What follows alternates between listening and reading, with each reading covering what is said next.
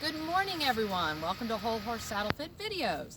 Today we're going to talk just a little bit about girth grooves and how that affects where your saddle sits on your horse. Did you even know your horse had a girth groove? Every horse does. It's the spot on their body where they get just a little bit skinnier, where their belly dips in. And it's the spot where your girth naturally wants to sit. Now, in an ideal world, with a dressage saddle and also with an English jumping saddle, and even with a Western saddle, although they're a little different and that'll be a discussion for another day, all of your billets should be hanging pretty much straight down, at least your front billet. You know, the back one may angle a little bit, but your billet should be perpendicular to the ground when your horse is girthed up. This horse is a pretty good example of a simple conformation. Her girth groove sits in a nice easy place. She can do just a standard straight girth, and these billets hang right down on her.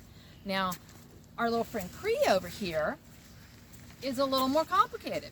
Miss Cree has that lovely quarter horse body and that little bit of Appaloosa tum-tum, so she curves out here behind her girth groove, and simultaneously her girth groove is pretty far forward on her body.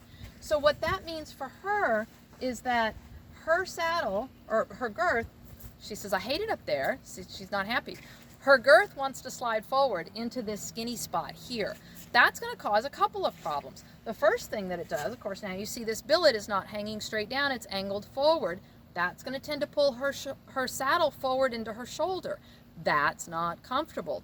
The hard part of your saddle, the tree point then, is going to jam right into your horse's shoulder blade. So that's problem one.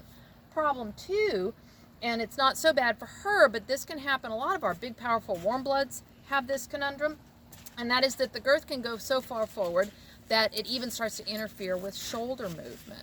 So for a horse like this, a good old straight girth, like our other model was wearing, is not going to be a very good option.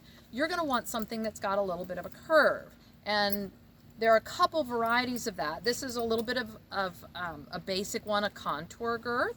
And you would place this so that the contours here could give her shoulder freedom of movement.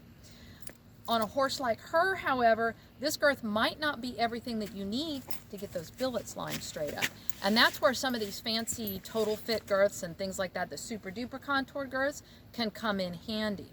So if you have a horse with kind of a forward girth groove, look at your billets when your saddle is girthed up. And if they don't hang straight down, start borrowing some girths from your friends and experimenting and see if you can find a model. And it's very particular to each horse. That's why I say borrow girths from friends.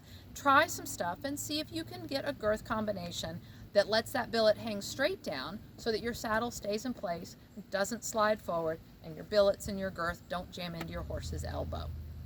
Just a quick tip for today. Thanks a bunch. Happy trails.